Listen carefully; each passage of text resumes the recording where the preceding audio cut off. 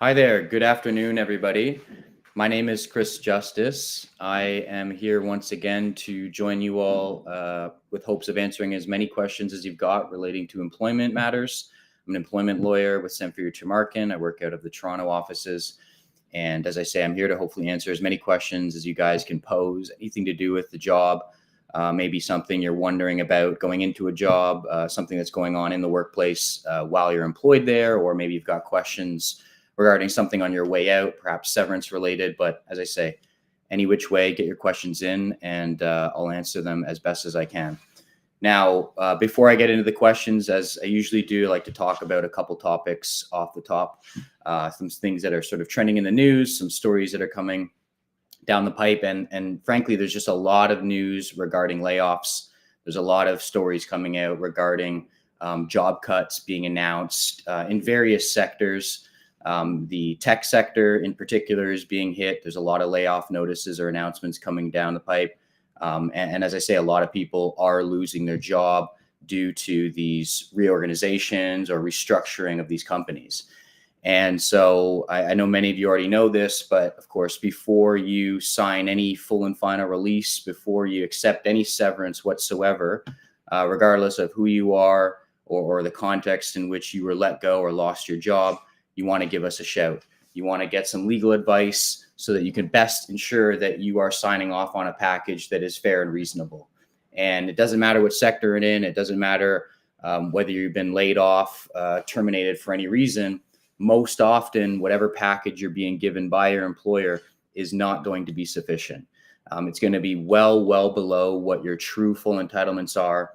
And if you sign the severance package thinking that it's fair and reasonable, that it looks good, there's a very good chance that you could be throwing away a lot of money, tens of thousands, if not more, just by virtue of you signing it. So whether you're part of a mass layoff, whether you're just an individual or a small group of individuals who are let go, as I say, you want to get legal advice before you sign off on any packages, because you could get, depending on who you are, upwards of 2 years of severance.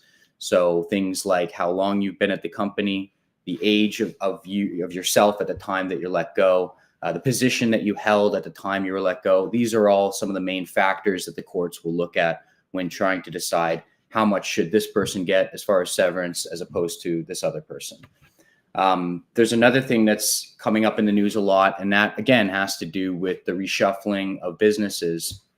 Now, as I mentioned, there are a lot of industries, a lot of employers that are letting employees go, that are making job cuts, but they're not necessarily replacing those employees with new employees. Instead, what these companies are doing, for instance, are slashing hundreds of employees and having the remaining employees, the ones who did not lose their job, pick up the slack for everyone else that was let go. And this is resulting in a lot of people who have not lost their job being confronted by their employer and being told that they're going to have to start maybe working longer hours, that they're going to have to start picking up more responsibilities and more duties to accommodate for the fact that the company let go so many different people at the same time. And this is another thing that, those listening need to be aware of. Whenever you are in a job, working whatever position it may be, and your employer comes to you, even if it's because of restructuring or because of some business related reason, your employer comes to you and says, we're going to have to change your job, or we're going to have to add this to your plate, or take this off your plate, or maybe change your compensation, your hours, whatever it is, any of these big changes. You need to understand that you have an option to either accept those changes, in which case, if you do, you can't then later on go back and argue that they're not acceptable. Or you can potentially take a stand as an employee and with the help of a lawyer, either try to get your job back to where it was before the changes, or possibly even negotiate a severance package. Because there are circumstances where your job changes so much and that the changes are so significant that the law actually considers that to be a termination, to be a breach of the contract between you and the employer. And so essentially, you would be treated as though you were let go. This is called a constructive dismissal, where these big changes are made. And you would have pretty much the same entitlements that you would have in the event that you were terminated in actuality, whether it's with cause or without. So Like I say, constructive dismissal, important concept, many people know about already, but just know that you don't have to accept certain changes that are proposed by the company, that in a lot of cases you do have options, and that before you just simply accept the new changes, accept the new work or whatever is coming down the line, definitely get some legal advice first. Because as I say, if you're silent on it, you don't make any noise, you don't object at all, and later on, months after the fact, you come to a lawyer to get some help on the changes, it's going to be harder for you to do so. And you're not going to have that same leverage to potentially get a severance package in the same way that a terminated employee would be entitled to a severance package. So these are just some of the two of the main things I'm seeing in the news as far as, like I say, these mass layoffs. And then as far as those who do keep their jobs, being given the work of all the people that were let go, and that's contributing to these significant changes. But with that said, I'll get into some of the questions and maybe coming back to some of those topics later on. I've got one question in from Arthur. Arthur's saying that the employer is offering a proactive layoff package to try and trim the staff. Is there anything I should be aware of in considering an offer like this? So, Arthur, I guess there's one question I would have, which is these proactive layoff packages, are these being proposed by the employer almost in a voluntary fashion? So in other words, is the employer saying to employees that if they'd like to leave, they're willing to consider some sort of a separation package?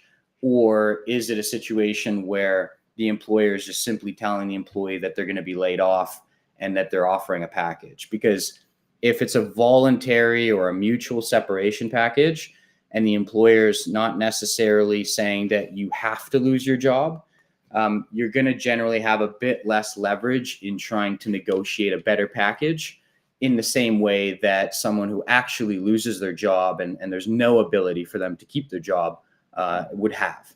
But that said, if you are an employee and you've been approached by your employer with a proposal for a mutual separation package, I think it still makes sense, depending on who you are, to get some legal advice and potentially negotiate a bigger package. Even if you don't have as much leverage, there could still be an ability to get a more favorable package that might actually sway your opinion or decision to either stay or go.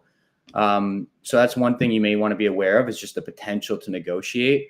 And then the second thing is you just want to be aware of what it is they're expecting of you by accepting that package. So in most cases, regardless of what the package is, employees will likely be required to sign a full and final release, which is going to say something along the lines of, we'll give you this money, but you're going to have no other claim against the company. You're going to have no other rights that you can assert against the company. And basically, it's going to be a complete severance of the ties between you and that company. And there may actually be even other obligations that are imposed on you, things like confidentiality, things like non-disparagement. So you want to be careful, even in this scenario, if someone gives or proposes a mutual separation package, you want to make sure that you understand the full and final release that they're asking you to sign. And it's probably going to be beneficial to get at least some legal advice, just because, as I always say, before signing anything, you want to get some legal advice, even if it's a pretty straightforward situation. At least getting advice on that thing that you're going to sign, if you are going to sign it, that's going to be the most important thing. And if, as I say, you can potentially negotiate a bigger package with the help of a lawyer, that's also possible, even if it is voluntary. And I've just got a follow-up comment from Arthur saying, yes, it is a voluntary package, and that they're saying that the cuts are going to come and they're looking to let people go. The thing is, Arthur, is that, on the one hand, you could take a voluntary package now and maybe take a lot less money. And on the other hand, you could decline the voluntary package and wait and see if they'll actually just terminate your employment without any of your input or consent. Because if that happens and they let you go with no voluntary package, and it's just a complete decision on the company's end to let you go through no, fault of your own, then, as I say, you might have more leverage to get more money, but it would still require you to stick around in that company, and you're not going to necessarily have a guarantee on if and when they're going to let you go. But if you see the writing on the wall and you don't think the termination is going to happen too far out into the future, it might make sense to wait for that to happen rather than taking a package now. It's just Depends on the likelihood of the termination happening later or not, but that could result actually in more money being given your way, or at least you being in a better position to negotiate a better package, especially if you're a long-term service employee. But I'd say for anything else, give us a shout, and we'd be happy to kind of take you through all the questions and figure things out and figure out ultimately what the best option for you is going forward. I've got another question in from Kim on Reddit, who's asking, if I receive 30 weeks of severance pay, do I have to wait for the end of the period before starting a new job? And the answer to that is no. You can technically, as an employee, get a job at any period in time. You don't have to wait, but there may be an impact on your severance if you get a job sooner rather than later. So if you've already received all the money in terms of all the severance pay, and you've already signed some papers and all that sort of done, and you find a job at some point after that point, then it's highly unlikely that you're going to have to pay any of that money back, unless there's some condition in the severance that says if you find a job, the company may be able to claw some of it back. So you want to sort of look at how the severance is being offered. Some companies will give people a lump sum payment with no strings attached, and assuming it's a fair and reasonable number, you sign on the dotted line and you go your separate ways, and nothing you do at that point will matter as far as finding work and affecting severance. But then there's other severance packages that are offered where they'll give you, let's say, 30 weeks or offer 30 weeks of severance pay. And they'll say that if you find a job before that time ends, some of it gets to be clawed back and the company gets to collect some. So you want to look at something like that. But if you've already received it, assuming there's no condition like that on it, then you don't need to wait to start a new job. You just need to understand that if you haven't settled your case, when and if you find a job and how much money you make in that job could actually affect your full severance potential. But thanks for the question, Kim. I've got another one in from Helen on YouTube, who's asking whether or not the HRT, which I think they mean the Human Rights Tribunal, offers more remedies for loss of dignity in recent years, and what the highest remedy for the loss of dignity is. So Helen, in general, at least in my experience or my understanding, is that if somebody has been found to have their human rights violated and a human rights tribunal decides at the tribunal or the hearing to award that individual with damages for human rights violations, there's really a wide range of dollar amounts that could be applicable. In a lot of cases, and maybe probably the most cases, you'll see people who are found to have been discriminated against get awards like $10,000, $20,000, $30,000, all of which is usually tax-free, on top of any other severance that they might be entitled to or any other damages that they might get. You do have some more outlier cases, though, where people have received $50,000 or people have received $100,000 for human rights violations. So it really does depend on the severity of the violation itself, or if there's multiple violations. Also depends on, the circumstance of the employment as well, in terms of how long the person was there. And obviously, if it has to do with the loss of dignity, then there's got to be a component there where, you're able to support or show that you were treated in a very undignified fashion, that it was, a blatant human rights violation, that it wasn't necessarily something that was, inadvertent or whatever the case may be. But it just depends ultimately. So the Human Rights Tribunal does offer remedies as far as things like damages for human rights are concerned. It does offer remedies as far as things like severance is concerned as well. So in a way, there's some similarities that the human rights path has with your standard litigation path. But the one of the main differences with human rights cases is that they don't pay for your legal fees. So if you essentially win at a human rights tribunal and you've incurred a bunch of money for legal fees, that's not something that's typically going to be reimbursed at all in the same way that it would be in your normal sort of civil litigation context. And then also there's a limitation period that applies to the Human Rights Tribunal, usually of 1 year from the last time you were discriminated against. So you want to be mindful of that time frame, so that if you do go down that road, you get your application in within time and you don't have to provide any sort of basis as to why it might be late. But I would say that in general, there's probably going to be more remedies offered through the civil litigation realm than the Human Rights Tribunal, though not a huge extent of additional sort of remedies. But Helen, you may want to give us a shout if you've got a human rights related case. And as I said before, you schedule a consultation with us and we can kind of take you through what the issues are and ultimately what the best path for you might be. I've got another question in from Paul on YouTube who's asking what the most polite, full, and formal way of re-engaging in employment outreach is to express the fact that you may be interested in moving in the new year. So sorry, Paul, let me just see if I understand this. So the best way of re-engaging in employment outreach, I'm not sure exactly what you mean, Paul. If you want to follow up with another comment, like a follow-up comment, just so I understand what the context is. So you're saying you're interested in moving forward into the new year, but I think I just need a bit more information from you, Paul. So if you can send another message in, or if you want to give us a shout, I'd be happy to talk about it further with you offline. Got another statement in from a question from Susan on YouTube who's asking, how does your team mitigate large corporation witness tampering and burning evidence of unlawful reprisal for terminating employee for raising health and safety and unpaid wage concerns? Yeah, Susan, that's a tough issue to sort of deal with. In general, when it comes to evidence, when it comes to documentation, all that kind of stuff, of course, it's very important. Doesn't matter really what your case is about.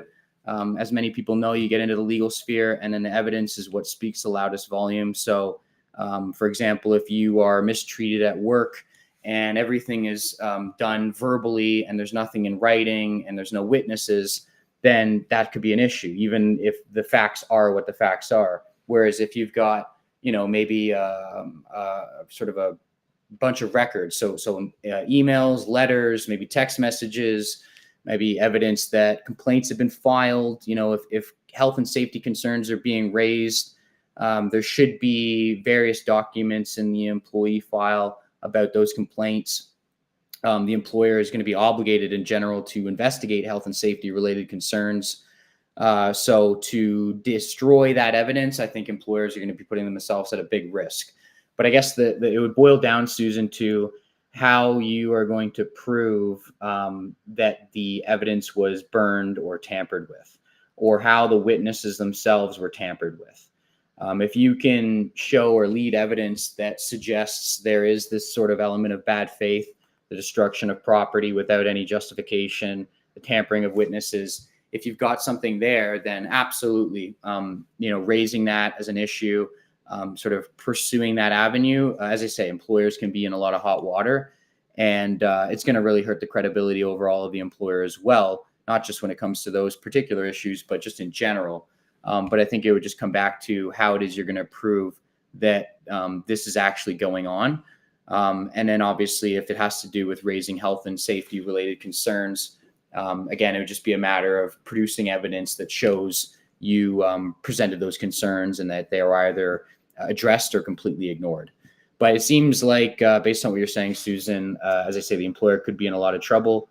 Those are serious allegations. So I would say give us a shout, because if that's going on, then I think you definitely want to at least try and see what your options are.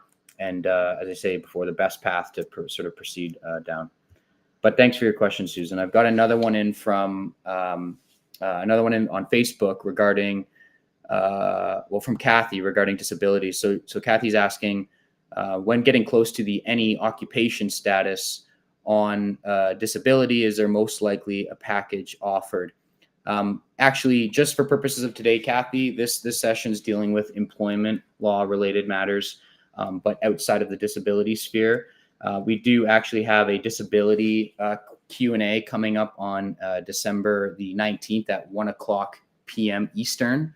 So whether it's Kathy or anyone else sending in questions, if you've got questions relating to short-term disability, long-term disability, CPP disability, anything like that, if it overlaps with the employment sector, then definitely tune in on December the 19th. As I say, at 1:00 Eastern, and Martin will be there to answer as many questions as possible. But thanks in any case, Kathy, for your question. I've got Another question in from Lynn on Facebook, who is saying that their employer let them go because they had to take a day off for personal medical reasons. Can they do this? And generally speaking, no, they can't. That would immediately give something the optic of discrimination. If you can show that you lost your job due to the fact of taking off, especially one day for medical reasons, then your employer is not only going to be on the hook to having to pay you your full severance package, whatever that may be. And as I say before, at the outset, it could be as much as 24 months. But also the employer is going to be on the hook for damages for discrimination. And going back to the earlier question regarding human rights tribunals, you can, in a lot of cases, get $10,000, $20,000, $30,000 plus of tax-free money on top of your severance if you can show that there's some discrimination there. So definitely something to consider. Lynn on Facebook, give us a shout. I'm sure we can help you out and get you, pretty sure, a big sizable severance package. But thanks for the question. It is important to know, like I say, a lot of times, unfortunately, employers just don't want to accommodate people who are taking time off due to disability. A lot of times it's for weeks or months at a time, and employers still say that they don't want to be burdened or inconvenienced by this absence. And in the same way that it seems like Lynn was discriminated against, anyone in that situation would also be facing discrimination on account of that decision being made. Because ultimately, if it weren't for the fact of you going on a medical leave or taking a day off for medical reasons, you wouldn't have been let go. And if you can show that even 1% of the reason why you were let go had to do with being off on a medical leave of absence, then that's when the human rights violation kicks in and when your case has that increased value there. So definitely give us a shout if you're someone like that in that situation. I've got a follow-up question from Paul, who was earlier asking about re-engaging in some employment outreach. And Paul's saying, yes, an employer reached out to me about a contract position a while ago, but I didn't follow up because I was waiting for a new year to begin because it better suits my finances. And Paul, I would just say it makes sense if you want to reach out to that employer. You can just sort of apologize for the late reply, but express that you are nonetheless interested in a position and that you would like to potentially set up a call or a meeting with that employer to, as you put it, sort of re-engage in those discussions, and then propose maybe something to take place in the new year. I would say that's probably the best you can do, probably the most polite, formal way, straight to the point. As I say, you just want to express your apologies, but also your interest in the position. And as I say, try to set up another time. So hopefully that helps, but thanks for sending in the extra comment there. I've got another one in from Bill on YouTube who's saying, or asking, if you've been working somewhere for 14 years, what are your vacation entitlement after the 6th year under Employment Standards Act? And what should I do if my employer refuses to pay me the correct percentage? So in general, most employees will start off at 4% vacation. Once you've completed roughly usually 5 years, you're going to go up to 6% vacation. But that's just the Employment Standards Act. You know, you may actually have a higher percentage. It could be from your contract with the company. Sometimes, depending on the employment agreement, you have a higher percentage or a higher vacation payout. But those are generally the most common or in your case, it seems like 6% at least of vacation pay after that sort of time frame. And if your employer is refusing to pay it, then that's, to me, it seems like that's just a violation of the Employment Standards Act itself. So I think you're going to want to put together a list or sort of a chart of all the years or months or days that you didn't get paid, let's say the 6% vacation, and then figure out what that sort of works out to in terms of dollars and cents. So you have a rough idea of what the value of the lost vacation is. And then at that point, you have a couple options. You could either try and resolve it with the employer yourself, which I would probably suggest, at least initially, just to say, look, I've discovered that I haven't been paid vacation. This is the time frame I'm looking at.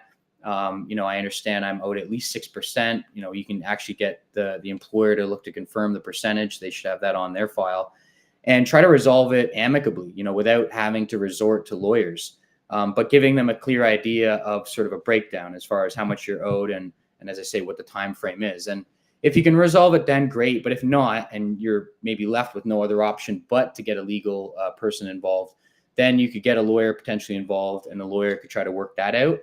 If there's still, I guess, an unwillingness to pay the vacation pay, other options could include going to the Ministry of Labor and basically bringing to the ministry the same information, breaking down sort of what the damages or losses are.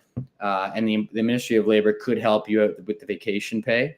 I would say, though, Bill, don't go to the Ministry of Labor first. Get legal advice, only because once you go down the Ministry of Labor path, if you're going to go down that road, you can't go back. And there are definitely situations, and this includes severance related situations, where the Ministry of Labor cannot help you get your full entitlement. Now, generally speaking, the ministry can help get a good chunk, if not all, of your vacation entitlement, but your case may have some overlapping things there. You may be entitled, for all I know, to severance and may want to pursue that as well. So I'd hold off on the ministry, even though that is a possible option.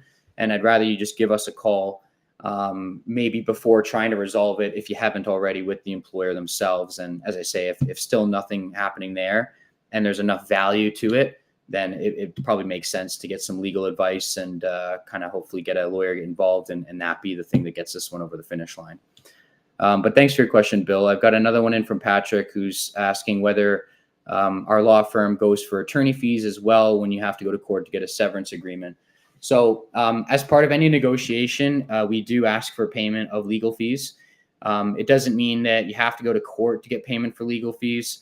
As soon as, for example, I get involved, even if I'm not going the lawsuit route and I'm trying to help a client of mine, as part of my demand or as part of my client's demands, there's going to be a part of it that's going to ask for an extra payment for legal fees.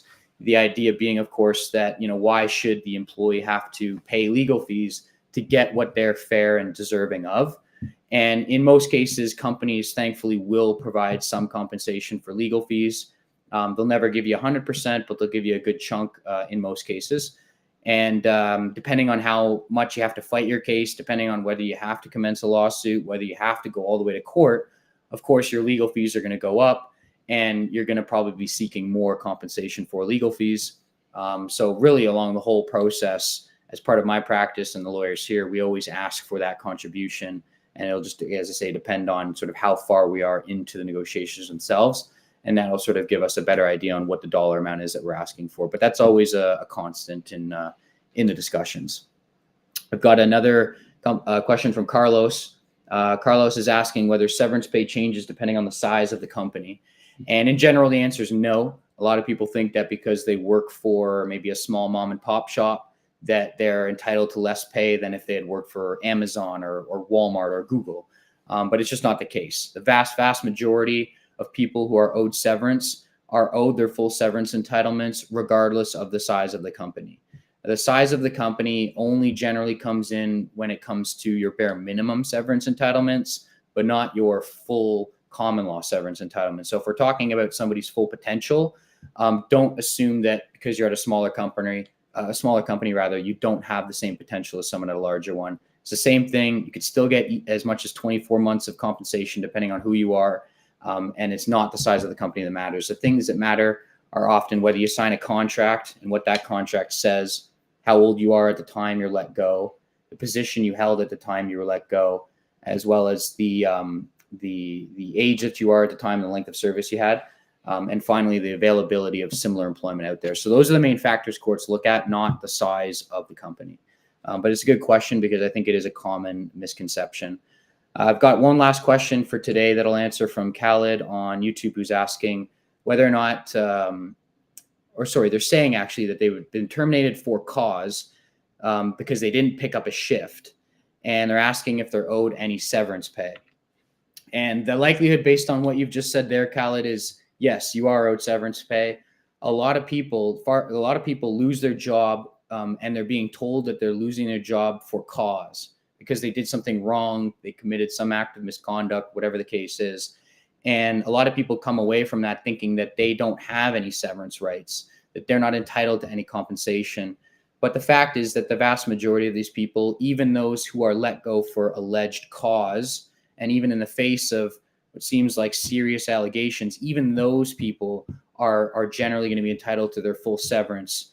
To let somebody go without any severance, you have to, as an employer, show that a lot happened on the employee's side. A lot of bad stuff happened because that's essentially the capital punishment of the employment law world is termination for cause. But because of the consequences, as far as someone getting no severance is concerned, that's why it's very, very hard for employers to sort of meet that threshold, to meet the standard that's required to actually show that there was cause to let that person go. So if you're anyone who's been let go and you're being told it's for cause and you're not getting much, if any, severance because of it, you want to give us a shout, because as I say, in the vast majority of these cases, there actually is no cause. The employer's wrong and you are owed your full severance. But with that said, again, I thank everyone for your questions. I will be back, I'm sure, in the near future. Hopefully you enjoyed today's session. So definitely, if you didn't get any questions answered that you've got about employment law, you can contact us again. You can see down below there that there's another session going on, 1 o'clock, December 13th. That's just 2 days from now with Lior Samfiru. So for those that didn't have their questions answered today or have questions later on, be sure to tune in with Lior on that day. And as far as today's concerned, thanks for everyone joining. I wish you all the best and have a great rest of your day. Thanks.